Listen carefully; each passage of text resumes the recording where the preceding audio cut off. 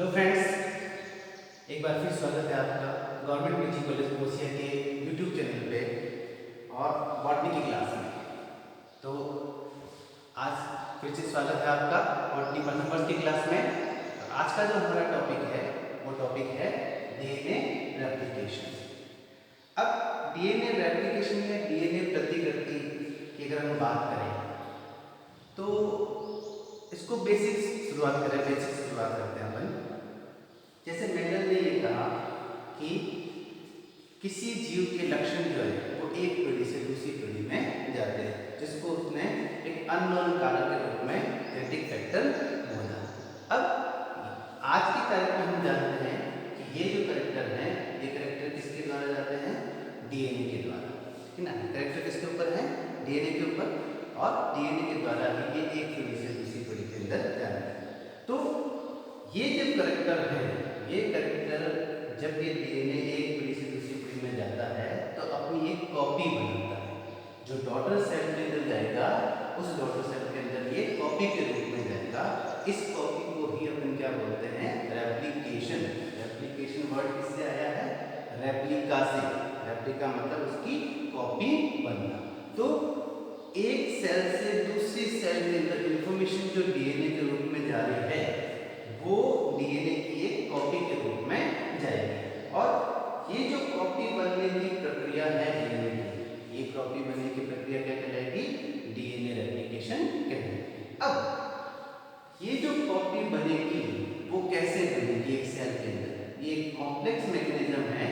तो आज हम जो ये मैकेनिज्म पढ़ेंगे वो प्रोकैरियोट्स के अंदर, ये जो मैकेनिज्म पढ़ रहे हैं आज हम, वो किसके अंदर देखी गई है? इकोली बैक्टीरिया, जो कि एक प्रोकैरियोटिक जीव है। तो प्रोकैरियोटिक की डीएनए रेप्लिकेशन मैकेनिज्म का आज हम पढ़ेंगे। लेकिन इस रेप्लिकेशन से शुरुआत करने से पहले हम डीएनए के बेसिक नॉलेज भी लेना हमें आवश्यक है। थोड़ा सा रिकॉल करते हैं हम डीएनए की बेसिक नॉलेज से। जैसे डीएनए का जो स्ट्रैंड है वो स्ट्रैंड कैसा होता है?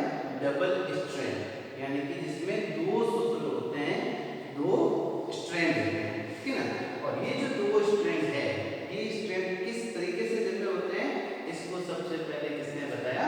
वाटसन और क्रिक ने इसका मॉडल दिया, जिससे हमें आगे पता चलता है कि डीएनए जो है वो एंटी पैरेलल, एक दूसरे के विपरीत दो चेन, पॉलीपेप्टाइड चेन की आपस में जुड़ने से बना हुआ स्ट्रक्चर है। तो यहाँ मैंने इसकी केमिकल फॉर्म के अंदर इसको दर्शा रखा है, क्योंकि हम जानते हैं कि डीएनए के अंदर एक राइबोस शर्करा होती है, एक क्षारक क्रम या बेस जिसको अपन बोलते हैं, राइबोस शुगर, बेस, और तीसरा इसकी जो बैकबोन जिसको अपन बोलते हैं फॉस्फेट ग्रुप।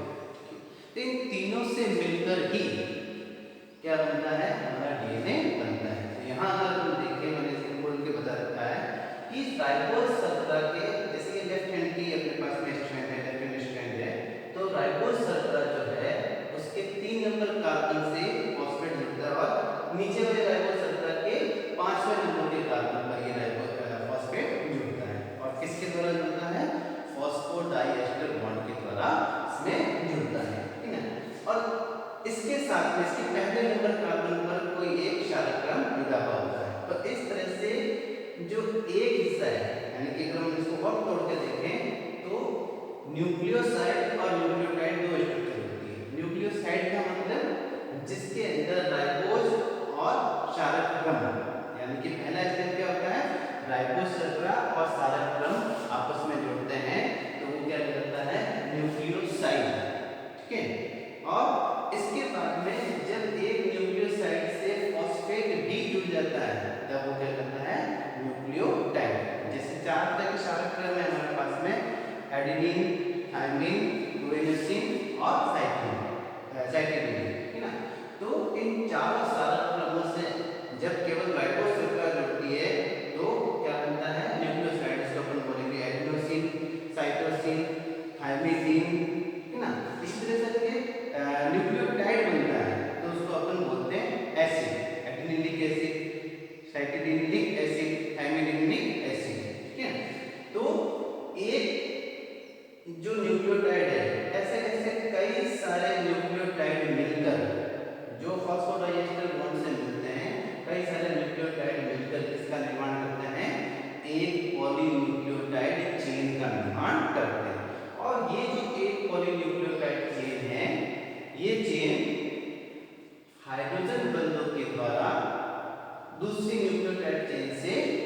जुड़ती है, लेकिन दूसरी न्यूक्लियोटाइड चेन कैसी होती है, इस चेन की एंटी पैरेलल, एंटी यानी कि विपरीत क्रम के अंदर।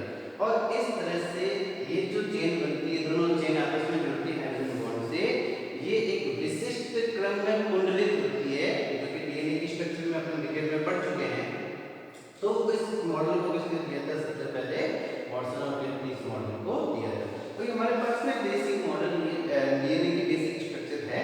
अब हम बात करेंगे कि इसका मोड ऑफ एक्शन क्या होगा, यानी कि ये जो डीएनए रेप्लिकेट होकर एक पीढ़ी से दूसरी पीढ़ी या एक सेल से दूसरे सेल में जा रहा है, इसकी कॉपी हो रही है, तो इसका मोड ऑफ एक्शन, मोड इसका क्या हो सकता है। तो यहाँ पर 3 मोड इसके हो सकते हैं।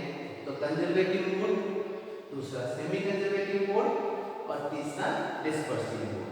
पहले अपन तीनों का अर्थ समझ लेते हैं, फिर देखेंगे कौन सा मॉडल इसके ऊपर फिट बैठता है। कंजर्वेटिव मोड या संरक्षण विधि, कौन सी विधि, संरक्षित विधि या कंजर्वेटिव विधि। संरक्षण विधि का मतलब है कि डीएनए का जो पेरेंट स्ट्रैंड है, यानी कि जो मातृ कोशिका है, मदर सेल है, उस मदर कोशिका के अंदर जो डीएनए स्ट्रैंड है वो इंटैक्ट रहे और बिल्कुल एक नया स्ट्रैंड बनता है। और वो बिल्कुल नया स्ट्रैंड जिसमें दोनों ही स्ट्रैंड कैसे हैं, बिल्कुल नए बने हैं, वो किसमें जाए, डॉटर सेल के अंदर जाए। तो ये तो कहलाता है कंजर्वेटिव मोड। दूसरा है सेमी कंजर्वेटिव मोड, जिसका मतलब है कि जो मातृ कोशिका है, उस मातृ कोशिका से डीएनए का एक स्ट्रैंड और एक नया स्ट्रैंड दोनों मिलकर एक हाइब्रिड स्ट्रैंड का निर्माण करते हैं, संकर डीएनए का निर्माण करते हैं। तो ये जो कहलाएगा वो सेमी कंजर्वेटिव मोड कहलाएगा, अर्धसंरक्षित प्रकृति। और तीसरा जो अपने पास में है डिस्पर्सिव। डिस्पर्सिव का मतलब है कि जिसमें जो डॉटर सेल है उसके अंदर रैंडम तरीके से, यादृच्छिक रूप से रैंडम तरीके से डीएनए का पेरेंट स्ट्रैंड और बिल्कुल नया स्ट्रैंड दोनों रैंडमली एक दूसरे से जुड़े हुए रहे। तो इन तीनों में से कौन सा मोड जो एक्चुअल के अंदर होगा, तो इसके लिए 3 साइंटिस्ट थे और जिन्होंने एक प्रयोग किया, और इस प्रयोग के आधार पर आज हम जानते हैं कि डीएनए का जो रेप्लिकेशन मेथड है वो कौन सा है, सेमी कंजर्वेटिव रेप्लिकेशन मेथड। और साइंटिस्ट कौन से थे, मैसेल्सन एंड स्टॉल का जो हमारे सामने प्रयोग है, मैसेल्सन स्टॉल का प्रयोग जो है डीएनए का, वो हम सभी जानते हैं। अभी अपन देखते हैं इस प्रयोग को, कौन सा प्रयोग था वो मैसेल्सन स्टॉल का, जिसमें 3 साइंटिस्ट हैं, मैथ्यू है, मैसेल्सन है और फ्रैंकलिन स्टॉल। इन्होंने क्या किया कि इकोलाई जो बैक्टीरिया है, इस इकोलाई बैक्टीरिया को पहले तो ऐसे माध्यम के ऊपर, माध्यम का मतलब क्या है, जहां हम बैक्टीरिया को आर्टिफिशियल लैब के अंदर ग्रो कर सकते हैं, मीडियम के ऊपर, माध्यम के ऊपर, जिसमें न्यूट्रिएंट मीडिया होता है, ठीक है ना। तो उन्होंने बैक्टीरिया को ऐसे न्यूट्रिएंट मीडिया के ऊपर ग्रो किया जिसमें नाइट्रोजन सोर्स जो था वो हैवी नाइट्रोजन, उसका जो आइसोटोप था N15, कौन सा था उसका, N15 वाले माध्यम के ऊपर उनको ग्रो किया कई सारी पीढ़ी तक। तो इससे क्या हुआ कि जो डीएनए की कॉलोनीज बनी कई सारी पीढ़ियों के बाद में, उन सारी बैक्टीरिया की जो कॉलोनी बनी, उन सारी बैक्टीरिया कॉलोनी के अंदर डीएनए जो था वो कैसा हो गया, अब N15 वाला, क्योंकि डीएनए की चेन में नाइट्रोजन है, जो जितने भी नाइट्रोजन सारा क्रम है उन सारे क्रम के नाइट्रोजन है, तो नाइट्रोजन कौन सा है, फॉस्फेटेड हो गया, वो क्या कर N15 वाला, जो कि भारी होता है, इसका जो भारी आइसोटोप है नाइट्रोजन का। दूसरा जो नाइट्रोजन का आइसोटोप होता है वो कौन सा है, N14, ठीक है।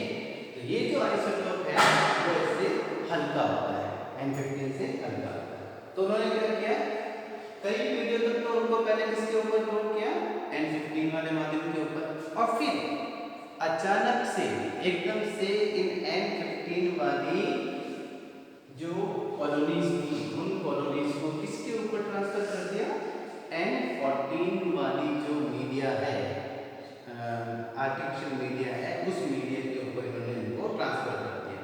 और कुछ पीढ़ी बाद ही, 3 या 4 पीढ़ी बाद ही अब इनसे डीएनए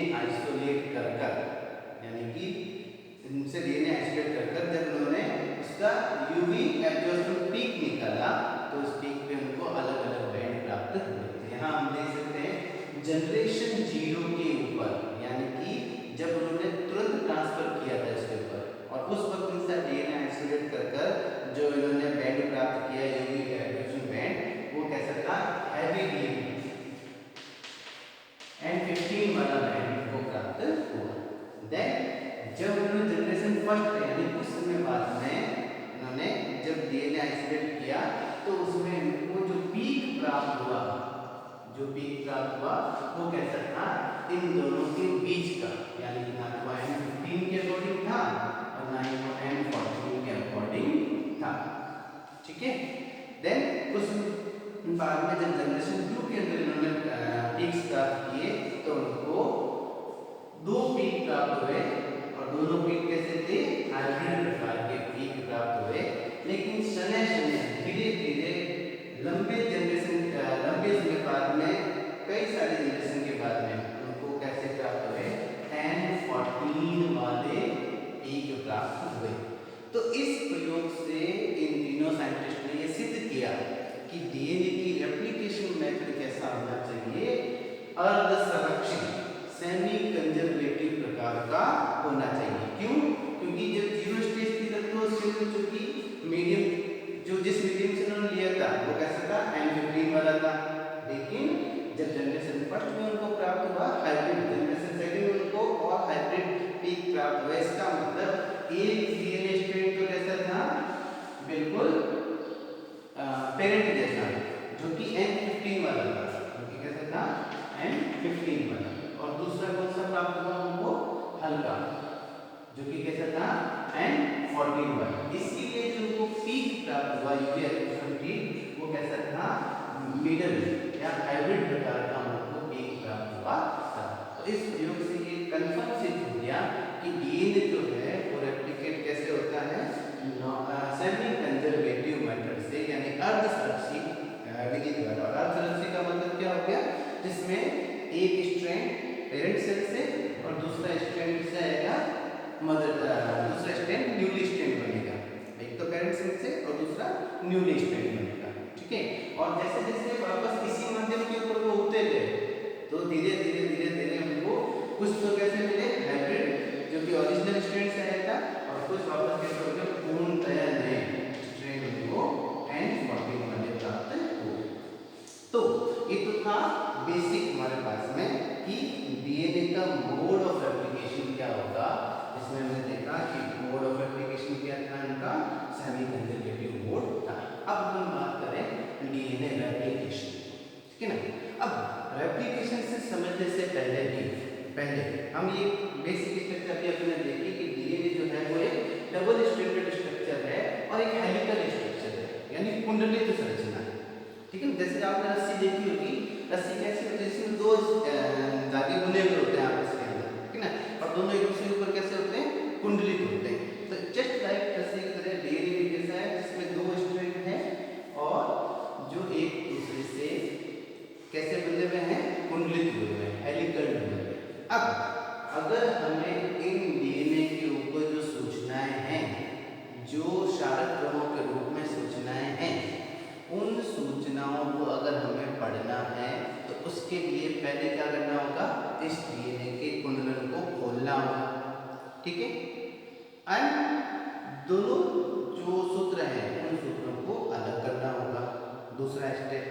तीसरा स्टेप, इन सूत्रों में से कौन सा स्ट्रैंड, आइदर 1 और आइदर 2, कौन सा स्ट्रैंड एज ए टेम्पलेट के रूप में काम में आएगा।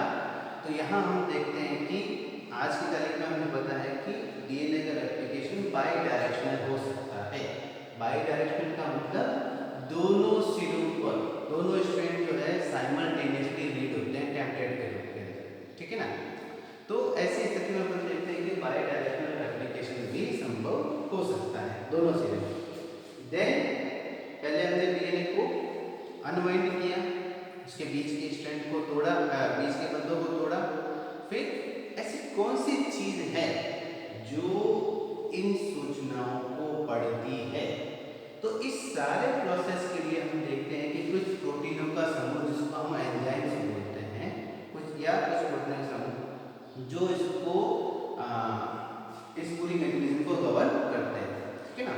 तो ये जो एंजाइम्स है वो कौन कौन से एंजाइम्स हैं, तो पहले हम उन एंजाइम्स के बारे में पता करते हैं, फिर अपन देखते हैं कि ये मैकेनिज्म कैसे होगी।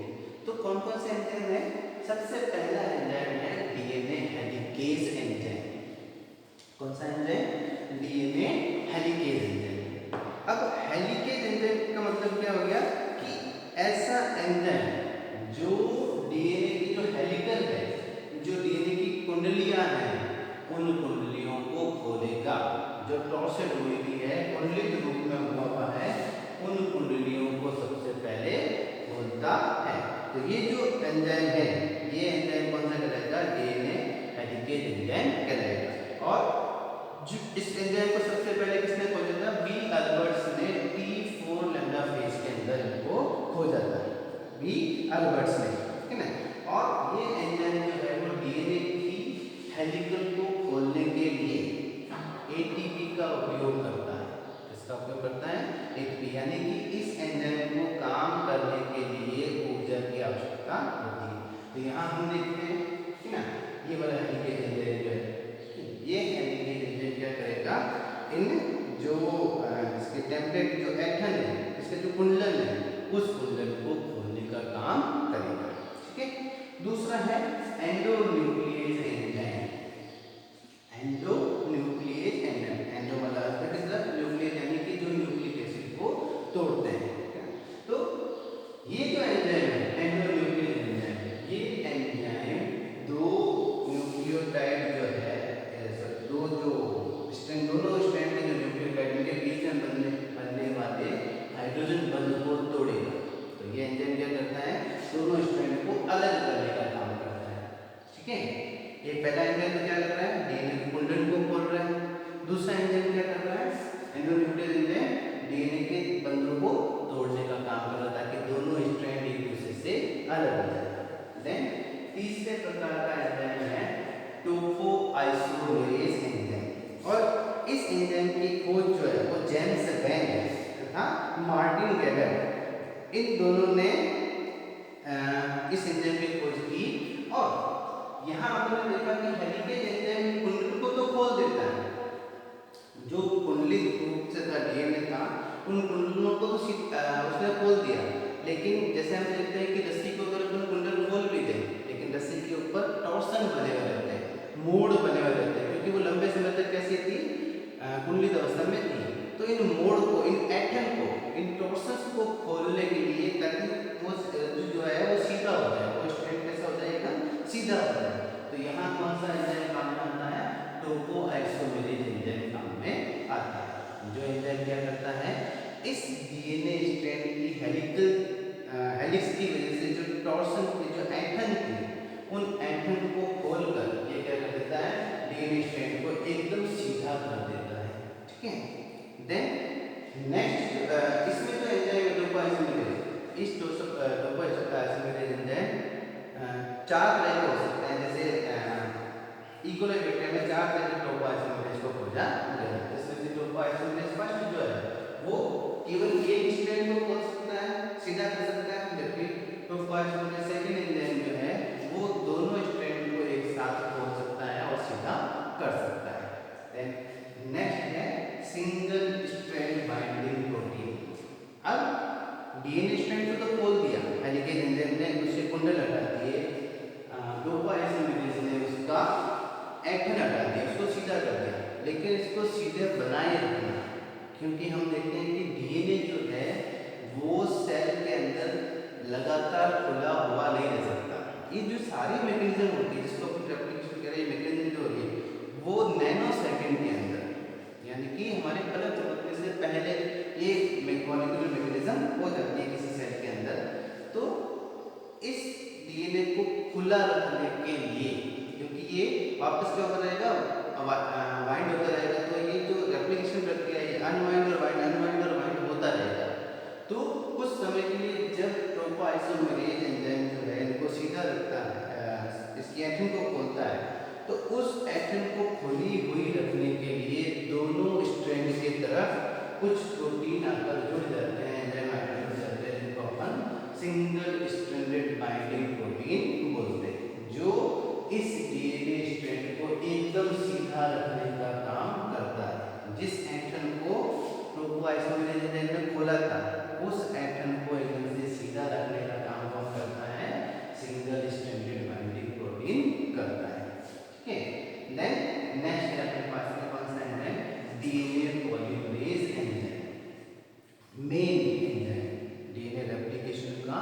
मेन एंजाइम, पॉलीमरेज एंजाइम, यानी कि वो एंजाइम जो न्यूक्लियोटाइड क्रमों को जोड़कर नए स्ट्रैंड का निर्माण करेगा। कैसे? हम देखते हैं कि एक जो पेरेंट डीएनए है, उस पेरेंट डीएनए में से एक डीएनए का स्ट्रैंड जो है वो तो टेम्पलेट कहलाएगा। क्यों? क्योंकि उससे सूचना को पढ़ा जाएगा और उन सूचनाओं का मतलब क्या है, जो जो न्यूक्लियोटाइड उसके ऊपर जुड़े हुए हैं उन न्यूक्लियोटाइडों के कॉम्प्लीमेंट्री न्यूक्लियोटाइड, हम ये जानते हैं कि टी से सदैव ए यानी थाइमिन से सदैव एडेनिन जुड़ता है, साइटोसिन से सदैव साइटोसिन से सदैव ग्वानिलिक एसिड जुड़ता है। ठीक है, तो टी के साथ में ए, जी के साथ में सी, या इसका उल्टा ए के साथ में टी और सी के साथ में जी। तो सदैव जो टेम्पलेट के ऊपर न्यूक्लियोटाइड क्रम है उसका पूरक क्रम ये डीएनए पॉलीमरेज जोड़ता जाता है। तो ये वो मेन एंजाइम है जो डीएनए न्यूक्लियोटाइडों को टेम्पलेट के ऊपर उनके अनुपूरक क्रम में जोड़ता जाएगा। अब तक 3 प्रकार के डीएनए पॉलीमरेज को खोजा जा चुका है। इसमें से पहला है डीएनए पॉलीमरेज फर्स्ट। पहला कौन सा है? DNA polymerase first. अगर इसका अणुभार देखें, मॉलिक्यूलर वेट देखें अपन, तो 1,03,000 डाल्टन, 1,03,000 डाल्टन इसका अणुभार है और ये भी 2 इकाइयों में बटा हुआ रहता है। इसकी जो बड़ी इकाई है उसका भार है 68,000 डाल्टन और जो सेकंड यूनिट है इसकी छोटी यूनिट है वो कौन सी है? 35,000 या 35,000 डाल्टन की यूनिट है। तो जो इसकी जो बड़ी यूनिट है जिसको अपन क्या बोलते हैं? क्लिनो फ्रेगमेंट बोलते हैं। जो बड़ी यूनिट है वो कैसी है? क्लिनो फ्रेगमेंट बोलते हैं। और ये जो क्लिनो फ्रेगमेंट है ये 3 prime 5 prime exonuclease proof reading का काम करती है। क्लिनो फ्रेगमेंट जो कि 3 प्राइम 5 प्राइम डायरेक्शन में क्या करती है? एक्सोन्यूक्लियस प्रूफ रीडिंग का काम करती है। ठीक है ना? लेकिन ये जो डीएनए पॉलीमरेज है वो बहुत बड़ी डीएनए श्रृंखला का निर्माण नहीं कर सकता। कुछ 100 न्यूक्लियोटाइड क्रमों को तो निर्माण कर सकता है लेकिन बहुत बड़ी न्यूक्लियोटाइड श्रृंखला का निर्माण नहीं करता है। ठीक है ना? इसीलिए ये जहाँ पर रिपेयर मैकेनिज्म होती है, रिपेयर यानी कि जहाँ छोटे छोटे डीएनए खंडों को बनाना होता है वहाँ पर ये डीएनए काम में आता है। एक दूसरा डीएनए पॉलीमरेज कौन सा है? जो कि डीएनए पॉलीमरेज सेकंड होता है और इसका जो भार है, अणुभार जो है, मॉलिक्यूलर वेट है 1,20,000 डाल्टन इसका अणुभार है। और ये डीएनए पॉलीमरेज जो है ये भी बड़ी श्रृंखलाओं के निर्माण में काम नहीं आता है। ये क्या करता है? ये भी डीएनए का रिपेयर या मरम्मत करने का, जहाँ छोटे छोटे डीएनए स्ट्रैंड बनाने होते हैं रिपेयर मैकेनिज्म में, वहाँ डीएनए पॉलीमरेज सेकंड जो है वो काम में आता है। देन सबसे इम्पोर्टेंट कौन सा है? डीएनए पॉलीमरेज थर्ड एंजाइम, जो कि एक्चुअल रूप से इसके अंदर जो लीडिंग स्ट्रैंड होता है, जिस स्ट्रैंड से सूचना पढ़ना शुरू करता है उस लीडिंग स्ट्रैंड पर न्यूक्लियोटाइड क्रमों का निर्माण करता रहता है। यानी कि ये बड़ी संख्या में बहुत बड़े डीएनए न्यूक्लियोटाइड चेन का निर्माण कर सकता है। इसीलिए ये जो मेन एंजाइम है रेप्लिकेशन का वो कौन सा है? डीएनए पॉलीमरेज थर्ड, जो कि न्यूक्लियोटाइड क्रमों को जोड़ता जाता है।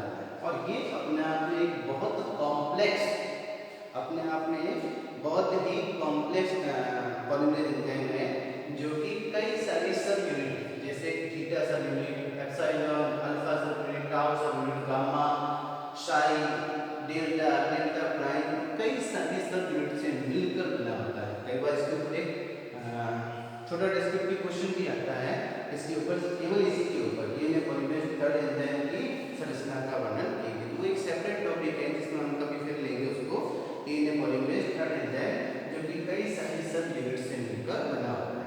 और चूंकि कॉम्प्लेक्स है तो इसमें से प्रत्येक यूनिट जो है वो एक फिक्स निश्चित कार्य करती है। जैसे अपन देख सकते हैं कि इनके ऊपर कई सारी साइट्स होती है जिन साइट के द्वारा ये डीएनए के ऊपर अलग अलग साइट को पहचाना जाता है। जैसे अब इतने बड़े डीएनए से कहाँ से रेप्लिकेशन शुरू करना है ये इसको कैसे पता चलेगा?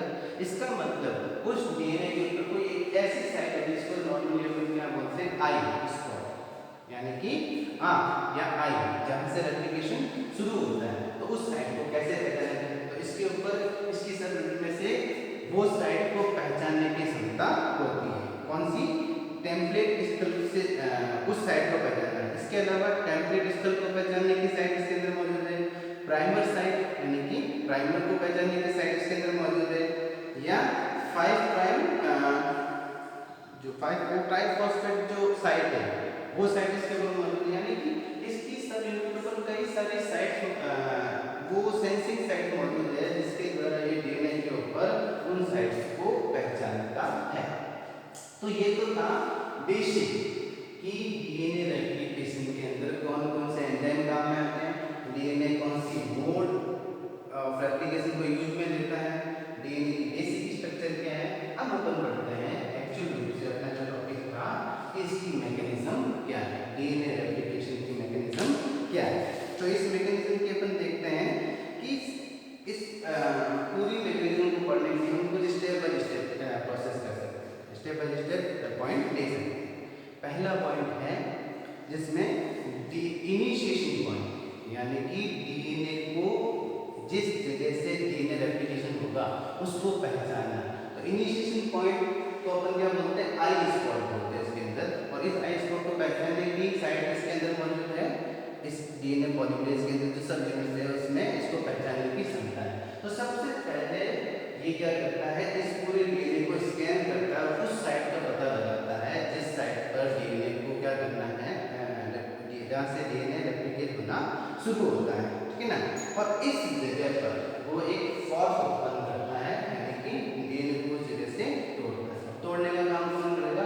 तोड़ने से पहले हमें डीएनए को खोलना पड़ेगा। तो खोलने के लिए कौन काम आएंगे? आगे मैंने बताया था हेलिकेज एंजाइम, जो उस जगह से डीएनए को अनवाइंड करेगा, यानी कि जो कुंडलित रूप में डीएनए बना हुआ है उस डीएनए को पहले अनवाइंड करेगा। देन उसी समय टोपोआइसोमेरेज एंजाइम उसके ऊपर आग्रही होता है, जो इस अनवाइंडेड डीएनए से ऐंठन को निकालकर डीएनए को एकदम सीधा कर देगा। जो ऐंठन थी, जो टॉर्सन था डीएनए में हेलिकल्स की वजह से, कुंडलों की वजह से, तो उनको ये कर देगा, एकदम सीधा कर देगा।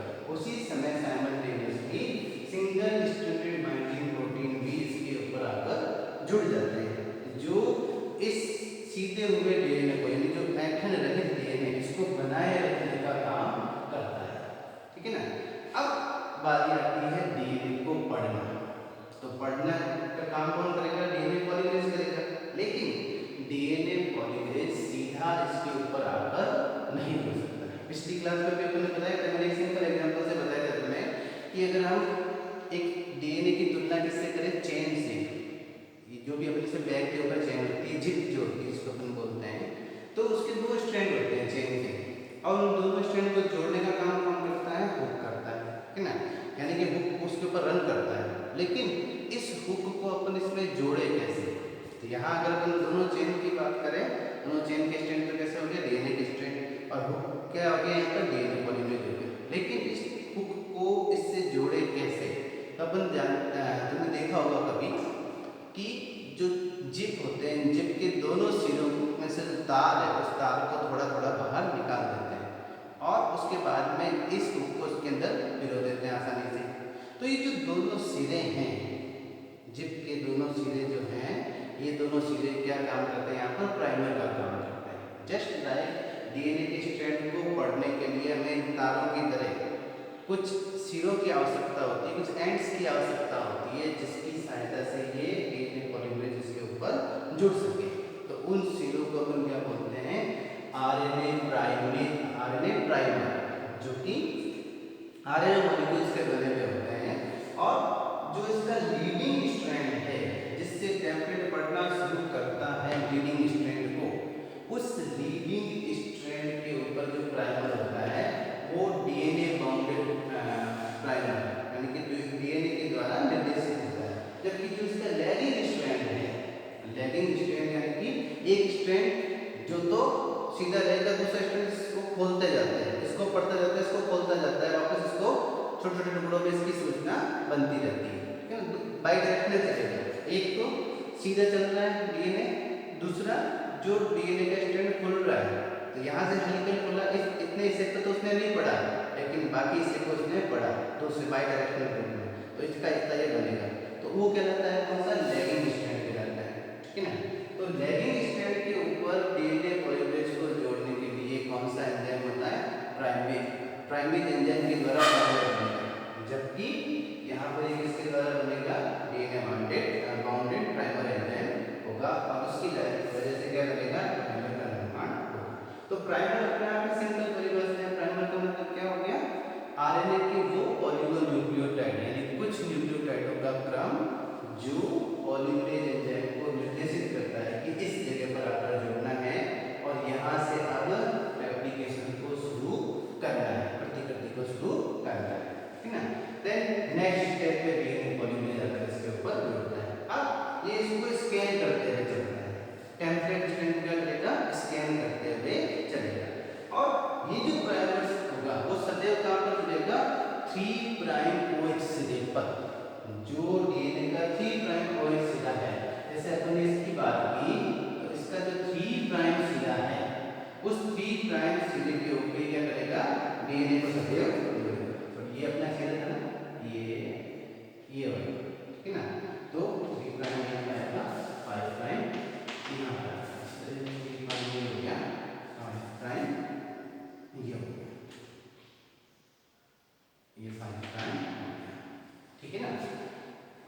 तो 3 प्राइम जो सिरा है, उस 3 प्राइम सिरे पर OH ग्रुप होता है जहाँ पे प्राइमर जुड़ता है, और डीएनए की प्रतिकृति किस रूप में बनेगी, क्योंकि 3 प्राइम के सिरे में जुड़ा है, तो प्रतिकृति किस डायरेक्शन में होगी, सीधे 5 प्राइम टू 3 प्राइम डायरेक्शन के अंदर इसकी एप्लीकेशन होगा, सदैव किस रूप में होगा, 5 प्राइम टू 3 प्राइम के रूप में इसका एप्लीकेशन होगा।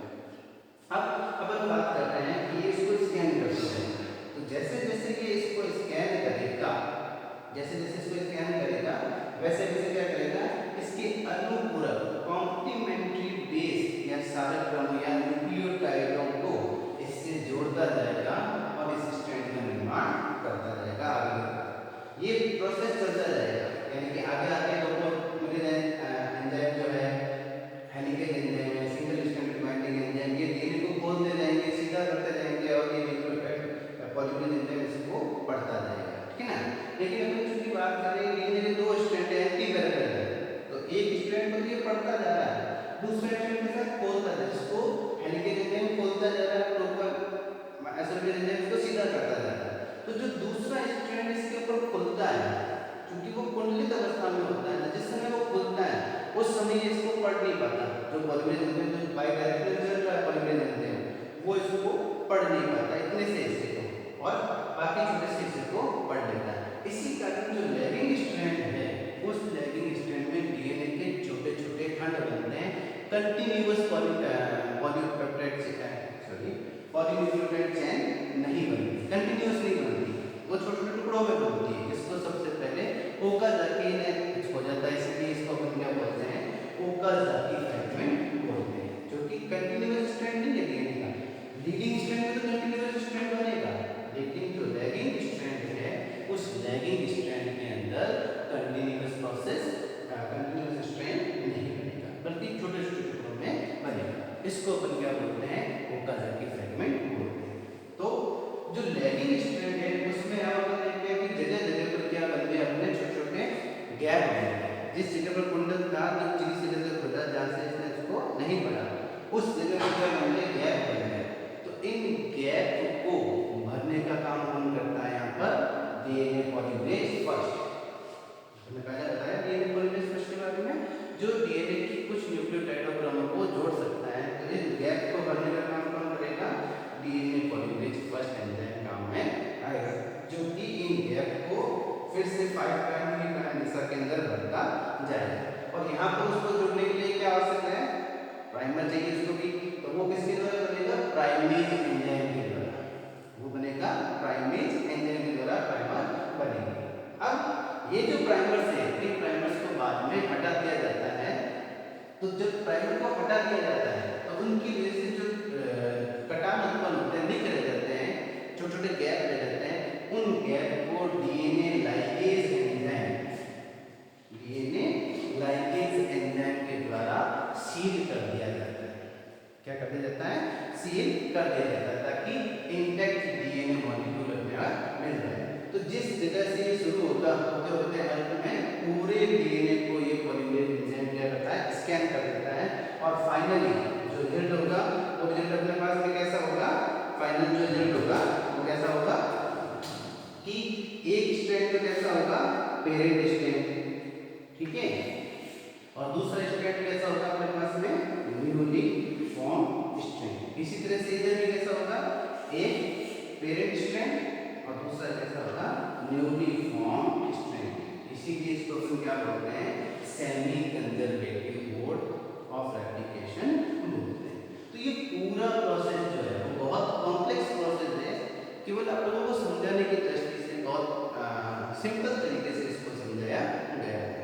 अगर अपन चाहें तो इसको और भी डीप लेवल पर, मॉलिक्यूलर लेवल पर भी जाकर समझ सकते हैं कि कैसे ये एंजाइम काम करते हैं। लेकिन चूंकि बेसिक क्लास में हमारे नॉर्मल लेवल, नॉर्मल स्तर का भी आता है, इसलिए इतना हमारे लिए सफिशिएंट है जिसमें हम इसकी बेसिक कार्यप्रणाली को समझ सके कि डीएनए का रेप्लिकेशन कैसे होता है। तो उम्मीद करता हूँ आप लोगों को ये जो रेप्लिकेशन प्रोसेस है वो समझ में आया होगा।